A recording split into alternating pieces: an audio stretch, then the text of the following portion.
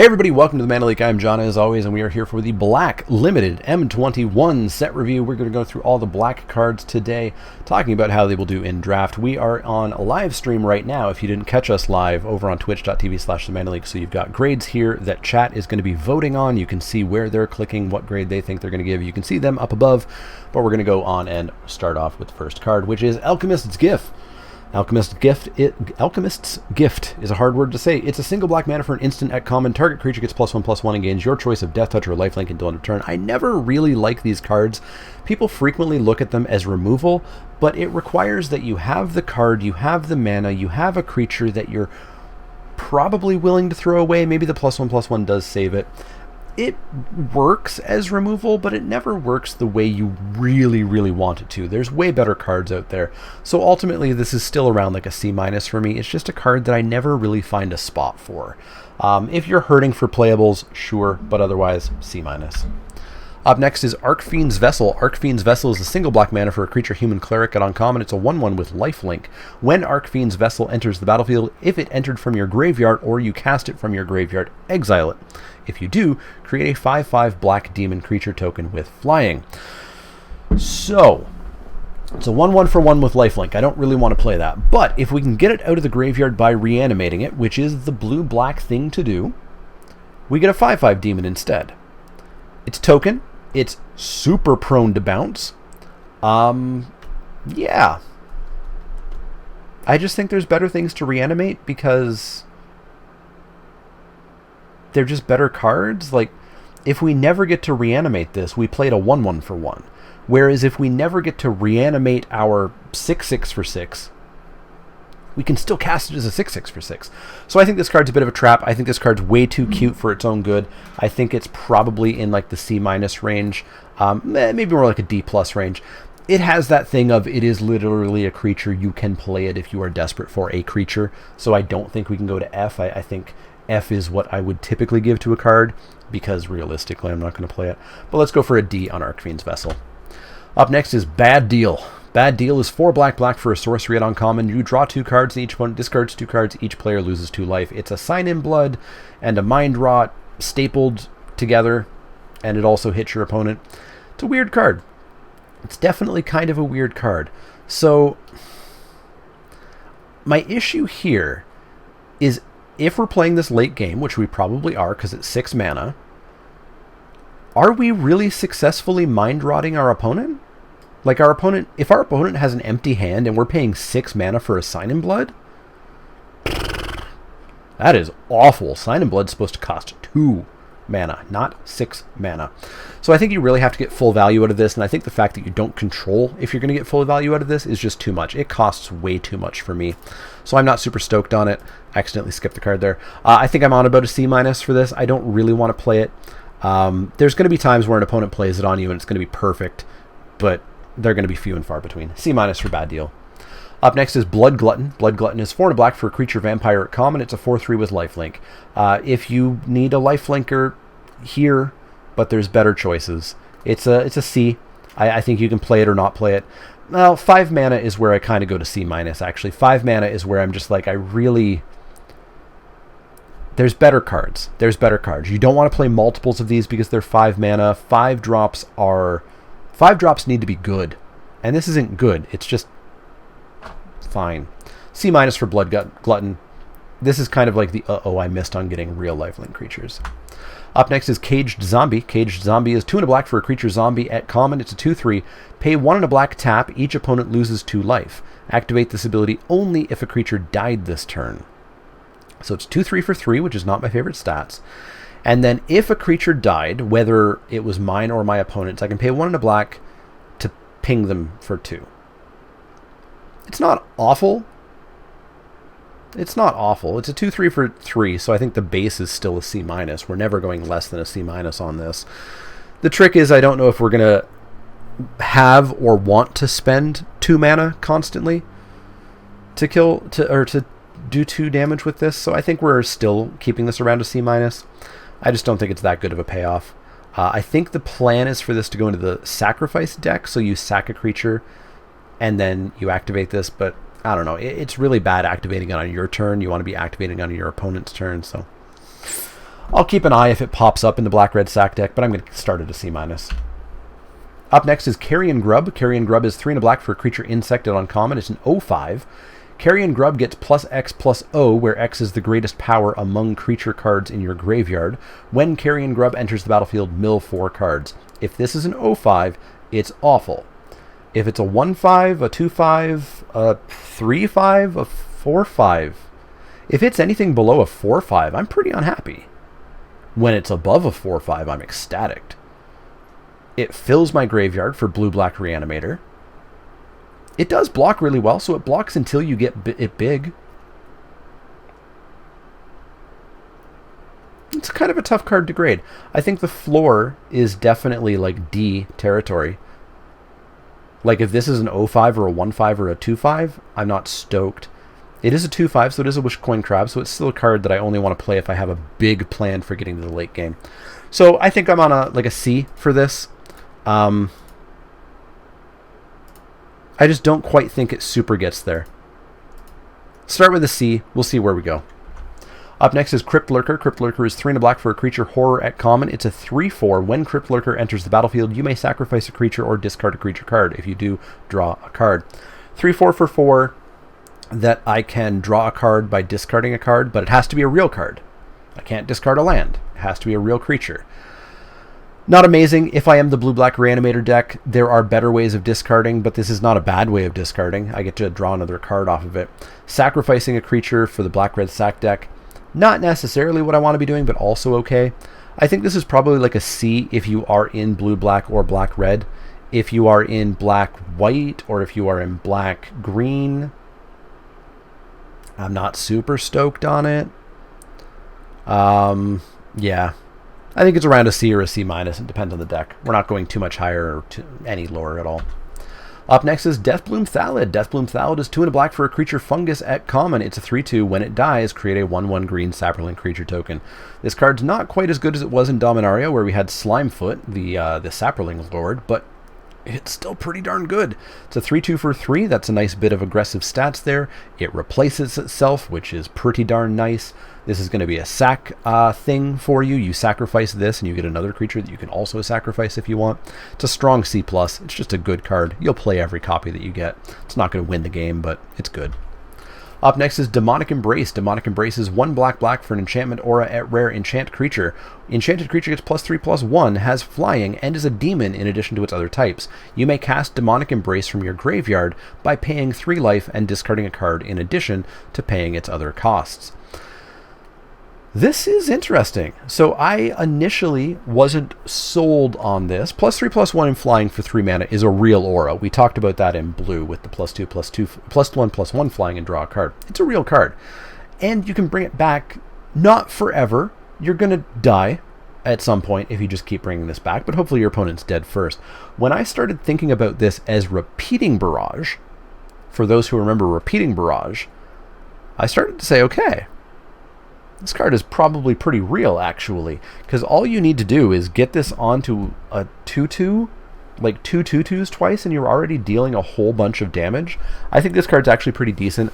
I don't think it's in the A range just because you have to have a creature, you have to have the life for it, that creature has to be a relevant size, they can't have removal or flyers or reachers or etc. So I'm not going to the A range, but I think I can go for B- on this. I think I can go for B- on this. It's not amazing. There's a chance of you just getting blown out, possibly repeatedly, and you paying 3 life for the benefit of getting blown out. But I'm going to start on a B-, which I think might be high, but maybe low. We'll see. Up next is Duress. Duress is a single black mana for a sorcery at common. Target opponent reveals their hand. You choose a non-creature, non-land card from it. That player discards the card. Duress is never, ever, ever, ever main deckable in draft. Do not main deck it. Best of one, do whatever you want. It's not real magic. Yeah, there's no reason to main deck this.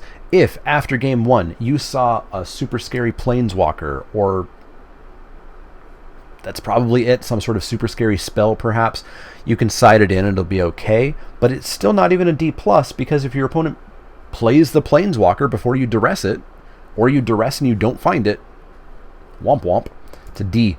It's a D. Keep it in the sideboard, and maybe don't even bring it in.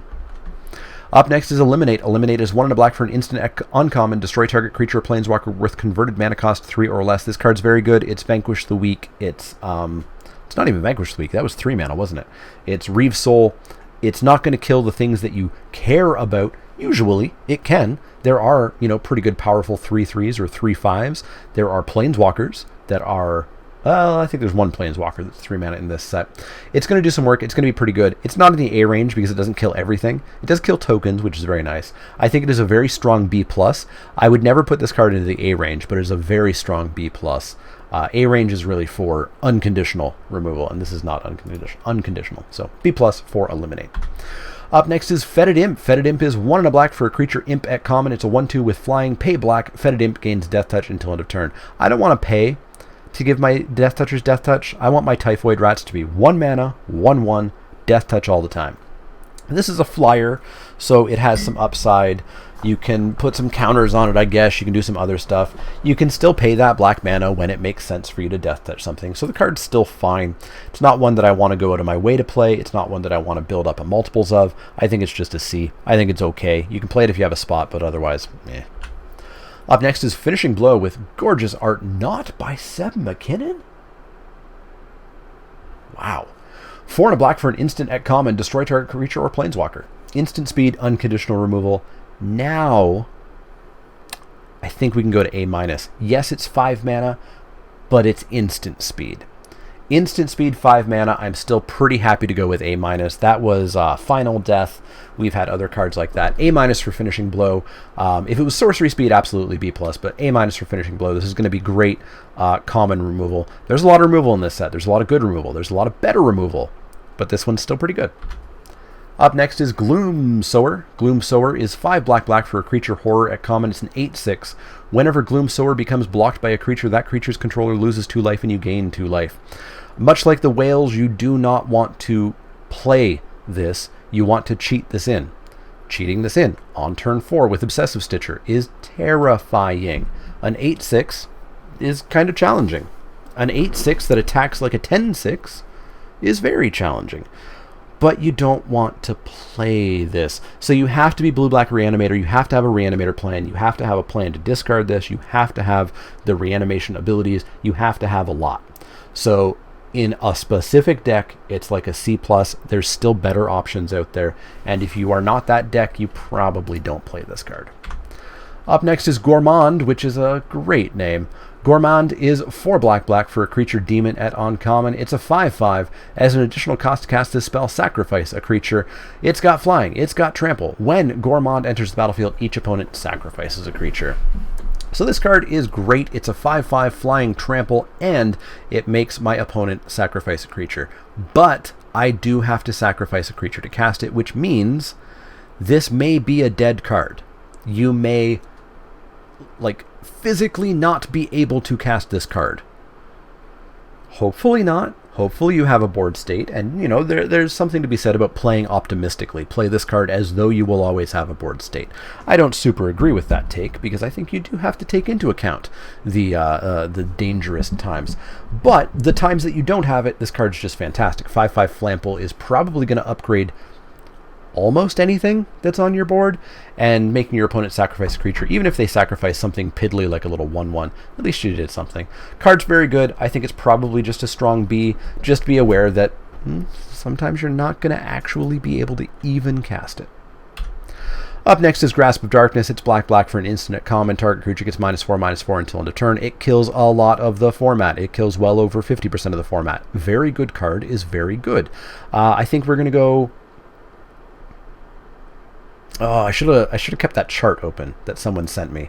I believe the chart said 58-ish% of the format dies to this, so I think we can say this is an A-. The fact... Actually, no, straight up A, because we can use this in combat. We can shrink a 6/6 to a 2/2. We can do a whole lot of stuff with this. So I think we can give this just a solid A. It kills 59% of the common and uncommons in the format. Very, very, very good card. All right, next card, we are on to Grim Tudor. Grim Tudor is 1 black for a sorcery at Mythic. Search your library for a card, put that card into your hand, then shuffle your library.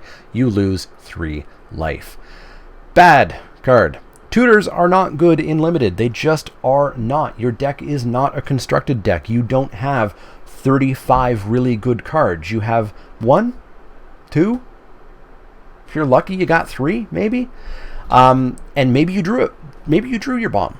So you draw this card after you draw your bomb. You don't even get to do anything. You know, you get your second best card. You get your eliminate or whatever. Tutors just aren't good. Paying 3 life for them. Sorcery speed, 3 mana.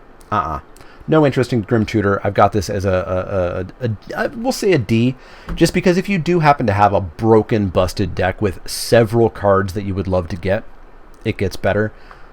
But you already have a good deck, so meh. It's a $30 card, though. You're still going to pick it, right? Expect that price to go down, though. I strongly predict this will be a $10 card. It was $200 only because it basically didn't exist in paper prior to this.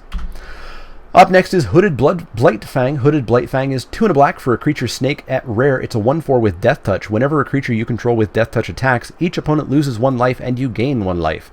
Whenever a creature you control with Death Touch deals damage to a planeswalker, destroy that planeswalker. The third paragraph, or I guess second paragraph, doesn't really matter. Yes, there's more planeswalkers than normal, but they're not. You're still not going to play against them all the time. There's also not that many Death Touchers, especially natural Death Touchers. Like Fetid Imp, you have to pay a black to make it go. I did a quick search on this. I think it was like 4 Death Touchers in the set. You're not going off with this card. It's a 1/4 for 3 with Death Touch, and if you're attacking with it, which I don't think you want to do, a 1/4 with Death Touch feels like an amazing thing that I keep back and block with, not something that I attack with. So, I don't know. I don't think this card really works in Limited as anything more than a C+. I think it's a good creature to put in a deck, but I'm not going to go into the B range for this. So, just a C+ for Hooded Blightfang. Up next is Infernal Scarring. Infernal Scarring is 1 and a black for an enchantment aura at common. Enchant creature. Enchanted creature gets +2/+0 and has, when this creature dies, draw a card. Nope. Infernal Scarring we've had before, and it's just not a good card. 1 and a black for +2/+0 is not good enough. When it dies, draw a card is not good enough. This card's really bad. You're just going to get blown out by it. It doesn't even guaranteed replace itself if I bounce the creature, if I kill the creature in response to this being cast. No. This is an F. This is just an F. Up next is Karavik the Spiteful. Karavik the Spiteful is 2 black for a legendary creature, human warlock at rare. It's a 3/2. Other creatures get -1/-1. This is bad. Like, this is symmetrical. Your creatures get -1/-1 as well. This is a 3/2 for 4. I already don't like those stats. Everybody getting -1/-1 hurts me as well as my opponent. I'm not stoked on Karavik. I think Karavik in game 1 is not very good. I don't think I play him. Out of the sideboard, if my opponent is heavy on X1s, it's obviously going to be a very good card to play. So I think out of the sideboard, it can be quite good. I'm going to be at like a D+ for that. But otherwise, I'm just not excited about this. And even the X1 deck, I feel like, is a counter deck, which means they're not even going to be X1s for very long. So I'm not stoked on Karavik. I think he's really like a D. Just a D for Karavik. Up next is Kitesail Freebooter. Kitesail Freebooter is 1 and a black for a creature human pirated uncommon. It's a 1/2 with flying. When Kitesail Freebooter enters the battlefield, target opponent reveals their hand. You choose a non-creature, non-land card from it. Exile that card until Kitesail Freebooter leaves the battlefield. Duress is a D that we never ever play. When you attach it to a 1/2 flyer, then that's fantastic. When you attach it to a 1/2 flyer, it is super, super good. Yeah, this card is just very solid. It's a card that you will play all the time, and you'll get something, perhaps temporarily, but it'll just do work. I don't necessarily... Yeah, it probably goes into the B range, but I think just as a B-. At the end of the day, it is just a 1/2 flyer. At the end of the day, you may miss. You may not get anything with this, but it is pretty solid. It does work. We've played with this before. B- for Kitesail Freebooter. Up next is Liliana, Waker of the Dead. Liliana, Waker of the Dead is 2 black for a legendary planeswalker, Liliana at Mythic. She starts with 4 loyalty. She meets the loyalty vanilla test there. +1, each player discards a card. Each opponent who can't loses 3 life. Cool. -3, target creature gets -X until end of turn, where X is the number of cards in your graveyard. -7, you get an emblem with, at the beginning of combat on your turn, put target creature card from a graveyard onto the battlefield under your control. It has haste, because why not? Liliana is very, very solid. 4 loyalty to start. She instantly goes up to 5 with her +1. You have to discard a card as well that is symmetrical, but of course that may not hurt you if you have an empty hand. That will allow you to reanimate if you're blue-black, and if your opponent can't, bolting them is really, really good.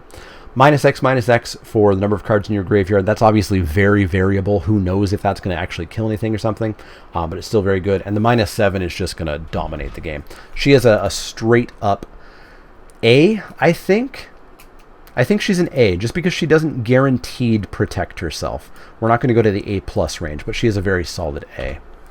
Up next is Liliana's Devotee. Liliana's Devotee is 2 black for a creature human warlock at uncommon. It's a 2/3. Zombies you control get +1/+0. At the beginning of your end step, if a creature died this turn, you may pay 1 and a black. If you do, create a 2/2 black zombie creature token. So there's not a ton of zombies, but there are some. I think it was 3 commons that I saw. They're okay. They're not great zombies, but if they get +1/+0, they're okayer zombies. So at the beginning of your end step, if a creature died this turn, you can pay 1 and a black to make a 2/2. Okay, it's a 3/2 as long as this sticks around. This is all in all a fine card. You want to build around it. You want to make sure that you're picking up some extra zombies. You want to make sure that you're killing things. I think this probably looks to go to the black-green mid-range deck and the black-red sack deck. I'm going to have to play with it to see how good it is. I feel like there might be a little bit too much going on for me to just give this like a blanket B. But I think if you build around it, it is a B, B- for build around. If you don't have a whole bunch of zombies, it's still fine. Up next is Liliana Standardbearer. Liliana Standardbearer is 2 and a black for a creature zombie knight at rare. It's a 3/1 with flash. When Liliana Standardbearer enters the battlefield, draw X cards, where X is the number of creatures that died under your control this turn. We have seen a card like this that I can't remember the name of. I believe it got counters for the number of creatures that died that turn, and it was not good. It never worked out the way that you wanted to. Now, drawing cards is probably better than that, but this still probably isn't going to work out the way you want it to. It is still a 3/1 flash for 3, which is still fine. We're still talking C+ at an absolute floor. I think we can probably easily go up to B-, because it's not going to be hard for this to be a 3/1 with flash that draws a card, which is a fine card. But I don't think that you're going to go crazy with this. A lot of people will obviously instantly jump to, they wrath me, and I lose 7 creatures, and I play this, and I draw 7 cards. And it's not going to happen. It's not going to happen very often at all. But I think it's probably still good enough to be a B-. I think it is very similar to that card that we saw before, but I think the card we saw before was bad. It was in Ixalan. It was a vampire.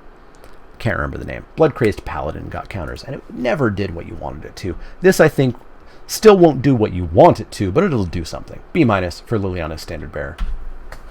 Up next is Liliana's Steward. Liliana's Steward is a single black mana for a creature zombie at common. It's a 1/2. Tap it and sacrifice it. Target opponent discards a card. Activate this ability only anytime you could cast a sorcery. So you can't even rip their card out like on their draw step. Blech. Not a huge fan. Not a huge fan of this. You can't even discard yourself. It has to be target opponent. So I think this is pretty mediocre. And hey, here's a zombie for the zombie deck. So we've seen 2 zombies so far, I think, and both of them have been eh. And I don't think they get any better by getting +1/+0, unfortunately. This is, in fact, I do believe a D+. It's just not very good. 1 mana 1/2 is relatively unplayable. It just doesn't do anything. My mana, my cards need to do something. You need to keep in mind that cards are a very valuable resource. You could sacrifice this for the black-red sack deck, which we haven't talked too much about. There are payoffs for sacrificing your stuff, but I think there's just way better ways of doing that than this.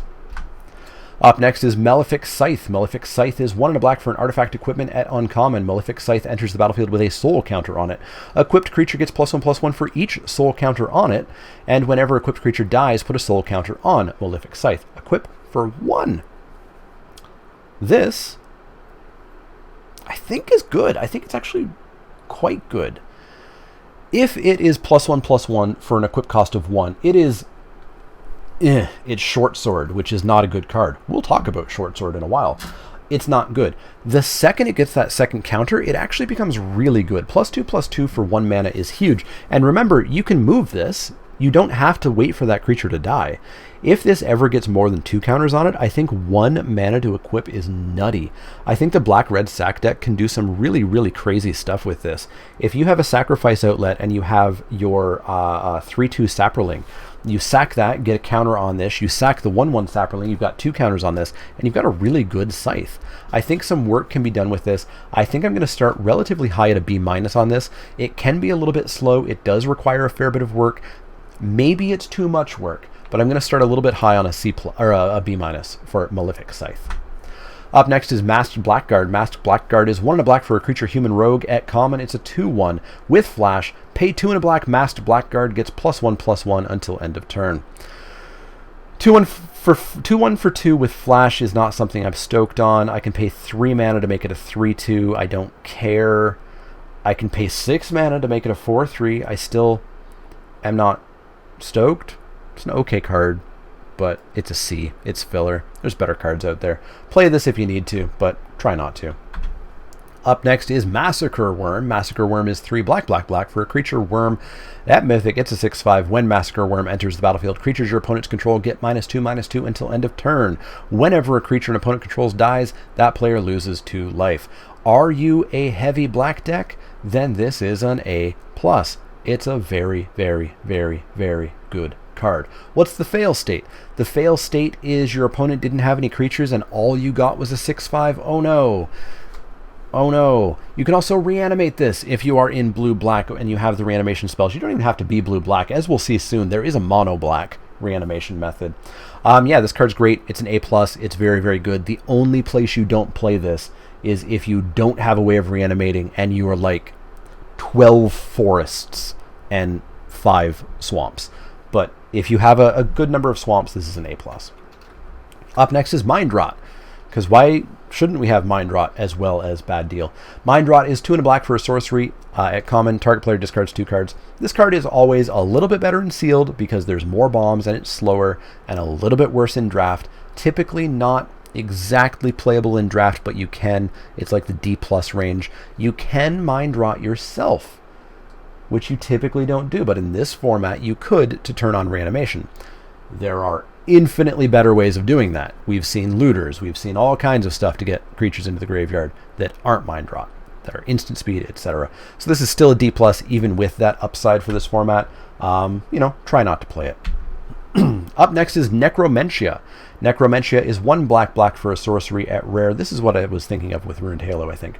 Choose a card name other than a basic land card name. Search target opponent's graveyard, hand, and library for any number of cards with that name and exile them. That player shuffles their library, then creates a 2/2 black zombie creature token for each card exiled from their hand this way. This is an F. Chat knows what's up. This is awful. You cannot main deck this card because you don't know what you're naming. You don't know. You literally cannot main deck this card. From sideboard, you could, but it still has that significant duress problem where, oh no, they have Teferi. I need to side this in and play Teferi. Oh no, they played Teferi, and I just drew Necromancy. What do? Yeah, it's an F, even out of the sideboard. I never want to sideboard this in. F for Necromancy.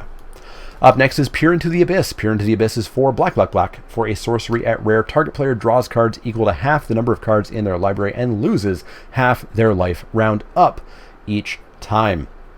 This card may, to some of you, sound good, but half your library is never good. It's never good. Traumatize is, of course, what we've seen before, which is mill half of your opponent's library, or mill half of somebody's library. I think you can do yourself. The problem here is you never deck your opponent unless they have 1 card in their deck, in which case, why are you paying 7 mana to deck them when they'll just deck themselves next turn? You can never kill them unless they have 1 life, in which case they're probably dead somewhat other way. This is an F, perhaps even an F-. It looks like people found the secret F- button.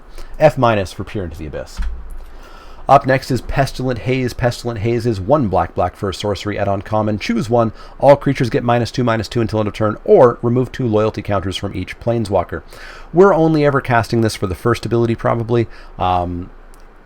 removing 2 loyalty counters off a Planeswalker just doesn't even do enough. So I do not tend to like these. I did not like Bile Blight. I didn't like most of these cards that do -2/-2 to everything. It hits you as well. It is not asymmetrical. It is symmetrical. So I tend to treat these as sideboard only, D+. Out of the sideboard, if my opponent is definitely playing a whole bunch of X2s, maybe it can get there. The problem is that in Limited especially, your opponents don't tend to play only X2s. They may play a bunch of them, but they also play X3s, which this does nothing for, and X4s, and maybe they have a couple of bombs, which this does nothing for. So I'll keep it as a D+, but I only want to sideboard it in, and even then I sideboard it in knowing that I need to use it early. I need to not wait for the right moment, because by the time the right moment comes around, there's probably going to be things that this doesn't do anything about.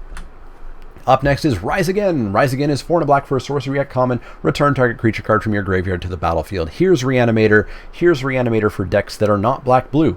If you are black-green or black-white or black the other color, red, you can play this card and still reanimate. It's 5 mana. That's a lot. It's sorcery speed. You know, the Obsessive Stitcher is 4 mana instant speed to reanimate, but this is still going to do some shenanigans. You need to build around it. You need to make sure that you do have bombs and you do have ways of getting them into the graveyard for you to pop this back out. You don't want to be playing Rise Again if your top end is like a 4/4. That's not worth it. But, you know, you'll know when you want to play this, and it's very, very good. So it's a B when you do have the Reanimator deck built. I don't know where you take it. I think you need to have the targets first. Because if you fail at finding the targets, you failed at building the reanimation deck. So I think you do want to take this a little bit later, but it is around a B, if you can do that. Up next is Sanctum of Stone Fangs. Sanctum of Stone Fangs is legendary enchantment. Is a 1 and a black legendary enchantment shrine at uncommon. At the beginning of each pre-combat main phase, each opponent loses X life and you gain X life, where X is the number of shrines you control. It's ill-gotten inheritance. It's not. You can't stack it. It's not common. Was that common? I feel like it was common because people played a lot of them. You can't sacrifice it to, you know, speed it up by 4 turns. You can only get, this is 1 ill-gotten inheritance. It's legendary. You have to have other shrines to make it do 2. If you have 2 shrines, I think this is, I can't even say fine. You still have to find and play the second shrine, right? What if the second shrine's in the bottom half of your deck? We'll see. Maybe I'm making a giant mistake. I think this is probably okay if you have a reason to want to gain life, if you're the black-white life deck. So, I don't know. This will be a hard grade, and whatever I give it, I'm going to be wrong. So, let's give it an A+. I'm going to start playing this as like a C-, I think. It's probably just a card that you play because it's going to be annoying some amount of the time. It is only 2 mana. It costs a card in your deck, though, but it is only 2 mana. Let's start at a C-, but I'm going to be wrong. Up next is Sanguine Indulgence. Sanguine Indulgence is 3 and a black for a sorcery at common. This spell costs 3 less to cast if you gained 3 or more life this turn. Hey, look! We're almost all the way through black, and we found our 3rd payoff for life gain. This is why I'm so confused about if the life gain deck needs the payoffs. Return up to 2 target creature cards from your graveyard to your hand. So if I'm paying 4 mana for this, I'm not super happy. I always want these cards to do more. Getting 2 cards to the graveyard is pretty good, but I am used to paying 2 mana for that. So if I can pay 1 mana for it, it's pretty decent. Yeah, if it's always 1 mana, it's very, very good.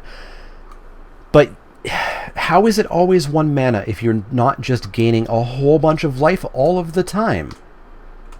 There is Revitalize. I'm going to start this at a C, assuming that some of the time it's going to be 1 mana. If it's never 1 mana, it's way lower. Up next is Silver Smoked Ghoul. Silver Smoked Ghoul is 2 and a black for a creature, zombie, vampire at uncommon. It's a 3/1 at the beginning of your end step. If you gain 3 or more life this turn, we got another one. Return Silver Smoked Ghoul from your graveyard to the battlefield tapped. This is cool, I guess. Pay 1 and a black, sacrifice Silver Smoked Ghoul, draw a card. It's a cool card. It's a 3/1 for 3, which is more than I want to pay, but I can sack it to draw a card when it's no longer relevant. I like that. And then if I am gaining life, it comes back and I can draw more cards. This is all okay. Again, it's not a payoff that makes me go, oh, glad I got this payoff for the life gain deck. But it is a good card. I think it's a very strong C+. I don't think we can go to B- unless you are guaranteeing that you are always returning this like every turn. If you are, then heck yeah, B-. But yeah, I'll go for a very, very, very strong C+ for this. Up next is Skeleton Archer. Skeleton Archer is 3 and a black for a creature. Are you ready for this? Skeleton Archer. At common, it's a 3/3. When Skeleton Archer enters the battlefield, it deals 1 damage to any target. This card's good. 4 mana 3/3 obviously is a little bit below the vanilla test, but if it pings off something, awesome. Play it in your main phase 2 after combat. Kill off something that, you know, took some damage. It's a totally solid card. It's a very strong C+. It's not quite a B-, but it's a strong C+. Up next is Tavern Swindler. Tavern Swindler is 1 and a black for a creature human rogue at uncommon. It's a 2/2. Tap it and pay 3 life. Flip a coin. If you win the flip, you gain 6 life. Do you like gambling? Do you like gambling with your life total? I don't. This was in Gate Crash or Dragon's Maze or Return to Ravnica or something, and it was not good. It was not good at all, and it's not going to be very good here. I think it's like a C-. It is a bear with arguably a downside. If you are heavily in the life gain deck, if you are definitely gaining a ton of life, you can do this for free, but meh, play better cards. Play better cards. Up next is Thieves Guild Enforcer. Thieves Guild Enforcer is a single black mana for a creature human rogue at rare. It's a 1/1 with flash. Whenever Thieves Guild Enforcer or another rogue enters the battlefield under your control, each opponent mills 2 cards. As long as opponent has 8 or more cards in your graveyard, it's not quite threshold, it's more. Thieves Guild Enforcer gets +2/+1 and has Death Touch. Also, it's your opponent's graveyard, not yours. 1/1 for 1 with flash. No. So when it enters, they mill 2. Literally unimportant and perhaps helps them. And then if they do have a bunch of cards in their graveyard, this is a 3/2 Death Touch for 1. That's pretty good. That's pretty good. And it's a flash 3/2 Death Touch for 1. If they have 6 cards in their graveyard, it's a flash 3/2 Death Touch for 1. So I think this does work in that it functions, not that it does good work. But I don't think it's great. I really wish it was threshold and milled myself. That would be amazing for the blue-black deck. This is a rare that you don't want to open. I'm really debating it between is it a D or is it a C+. I think I can go C+ on this just because if it's a 3/2 Death Touch for flash, with flash, it's pretty good. But man, it has to be that. It has to be that.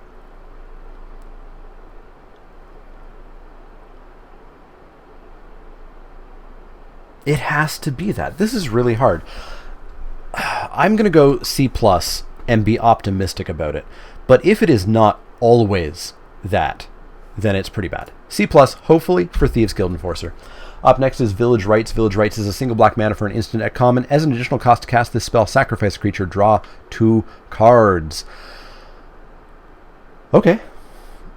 It's 2/3 of the way to an Ancestral Recall. We just have to sack a creature. If we're black-red, the plan is to have a bunch of things that we're happy sacking. If we're black anything, we probably have something at some point in the game that we're pretty happy turning into 2 cards. I think this seems pretty okay. Like, possibly good okay. What did Altar's Reap do? I'm recording this for YouTube, and I shouldn't be taking giant breaks, but what did Altar's Reap do? It drew 1 card, right? No, it drew 2 cards. It's Altar's Reap. Yeah, it's Altar's Reap for 1 mana instead of 2 mana. It's Altar's Reap. You can save, you can chump, you can save things from removal with this. I think this card's pretty darn okay. I think I might go B- on this. You're going to want this in your control decks so that you can draw your removal, draw your counter spells, draw yourself to your bomb. It works well in your sacrifice decks because you're sacrificing something. It works well in your reanimation deck because you can reanimate whatever you sack. I guess it only doesn't really work in black-white where you only draw 2 cards. Oh no. Yeah, I think this card's a B-. I think this card's actually pretty decent. Up next, and our last card, Snow, we've got a few more cards left to go, is Veto, Thorn of the Dusk Rose. Veto, Thorn of the Dusk Rose is 2 and a black for a legendary creature, Vampire Cleric at rare. It's a 1/3. Whenever you gain life, target opponent loses that much life. Here's a payoff. It's rare. It doesn't count. 3 black, creatures you control gain lifelink until end of turn. Obviously, this is pack one, pick one, build around. You pick this, you go into the black-white life gain deck. You are going to be draining life like crazy. Giving your team lifelink is insane. In the black-white life gain deck, this is like a B+? It's pretty weak by itself, but I think it's a B+ in the black-white life gain deck. If you're not in the black-white life gain deck, if you are in black-blue, black-red, black-green... 1/3 for 3, eh? It's probably still fine because 3 black to give your team lifelink is a thing that exists. Vault of Avacyn or whatever it was a lot cheaper and also gave Death Touch. But giving your team lifelink is really, really good. So I think this is like a C+ to a B+, depending on if you're in that deck or not. But pack one, pick one this and build around it, and you're gonna roll some faces. Up next is Walking Corpse. Walking Corpse is 1 and a black for a creature zombie at common. It's a 2/2. This card came to us in Innistrad, and it was crazy because it was a black 2/2 for 2 with no downside. It was like a C+ in Innistrad. Unfortunately, we've come a long way in the past 6 or 7 years, and this card is no longer all that good. It's a C-. It's very filler. You don't want to play this unless you have a need for a creature, a need for a low drop. If you have the Zombie Matters card, okay, it's a 3/2. But yeah, it's a C- these days, unfortunately. Our final card for the black set review is Witch's Cauldron. Witch's Cauldron is a single black mana for an artifact at uncommon. Pay 1 and a black, tap it, and sacrifice a creature. You gain 1 life and draw a card. If you're black-red sack, this is not a free sack outlet, which is unfortunate. But 1 and a black to get a life and draw a card is okay.